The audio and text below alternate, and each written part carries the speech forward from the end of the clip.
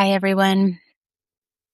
So, have you ever been just walking along in your life, whether you're grocery shopping or you're just doing your work, you're out on a walk, and you all of a sudden get like smacked with this wave of grief?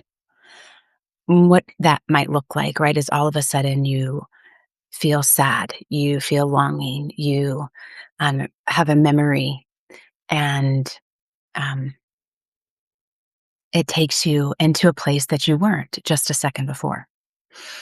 So just wanted to share how this is the process of grieving, of walking with grief. So last night I was in the grocery store and walking along, and I saw this little book. I love you, little Pookie. And seemingly harmless, right?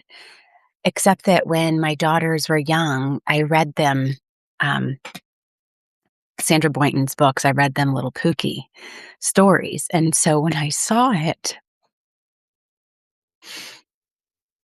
I missed, right? It's this longing to see my daughter Liana in the human flesh, to be able to touch her, and the sadness of the life that I had that I no longer have, which is both when my daughters were little. So there's the sadness and the grief that we really don't allow ourselves as mothers or as fathers in society of our kids growing up, and that's a beautiful thing. But it's a constant walking with embracing the new, what they can do, and this bittersweetness of that stage is over. So there's that. And right, because my daughter who's here, Zoe, she's gonna be 16 this year, right? And it's like 2.5 years, and she is planning to go off to college. That blows my mind. So do we allow ourselves to feel the grief that comes in these small moments and to walk with it? Or do we stuff it down, tuck it away, right? I was in the grocery store crying. Now, early on, very early on in my grief journey, I probably wouldn't have been able to keep any of it together. Like now I can be more present with those parts of me, and I can allow some tears to fall, put my hand on my heart, slow down, and tend to what's going on and know that I can return to that. So that happened last night. So then this morning, same thing. I'm doing some work. I'm writing something for my Substack, and I'm clearing off some files on my computer when I found a video, and I'll share some snippets of it later. Um, when Liana was in the hospital and before she relapsed, we had planned to I bought tickets to go see Andrea Bocelli in Orlando in December of 2021. I think it was December 19th. And we never made it, right? Liana left this physical form on December 16th of that year. And so I gave the tickets to friends of ours who live in Orlando. And they made a video whenever Andrea Bocelli and his son Matteo sang "Fall on Me," because it's this beautiful song that I've felt so much connection with Liana. Fall on me with all your light from where you are, right?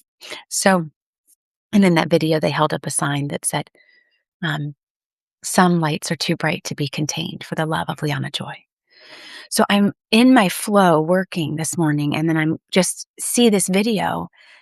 And again, I just began, this time I'm at home. So my system, my inner world, my parts know, okay, it's safe. It's safe to just let down, to just weep.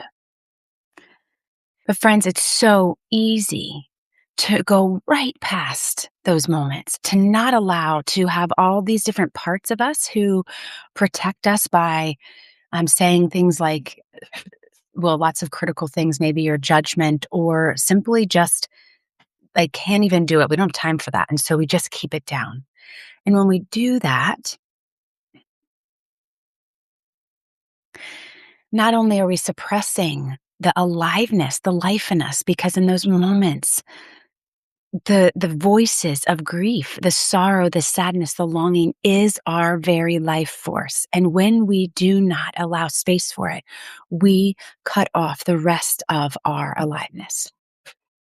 So, as we learn to just walk with grief, allowing it in the moments, now you might be like, Christy, but I'm at my job and I can't do that.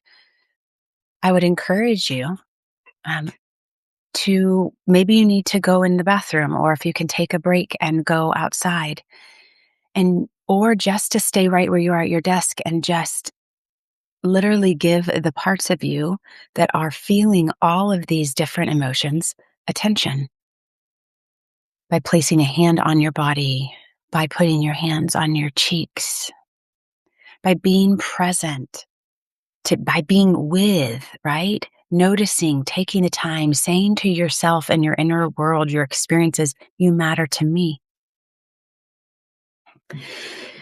So, um, let me see. Oh, and then when we do that, what we might find is that we are able to see signs of life, signs of continued presence. They're always there. It's just sometimes we can't see them, right? It's our perception. So again, I'm sitting here and looking out my window as I'm doing this work, and my little bird feeder um, I have this one of this bird feeder that has a camera on it. Stefan got this for me, and so I can see really up close. And so two little mourning doves came and they sat there, and I could hear them and I could see their little faces, and there was just this gentle sweetness. And it brought me to this place of how beautiful and good it is to be alive in this human body. And even the sorrow and the longing that I want to touch my daughter in this form. God, that's holy. That is sacred longing. And that I get to be here and breathe and touch all of these three-dimensional things and see these birds and these trees. Like that is so much beauty and brings so much gratitude in my heart. And so that is how we can literally hold grief and gratitude, sorrow and joy, right? Longing and beauty all at the same time. It exists within us. And as we allow the things that we feel like will undo us, as we allow them to have even a little bit of expression, we have inner spaciousness for the rest. So I hope this supports you on your journey of walking with grief, of simply being human and living fully alive. Until next time, so much love.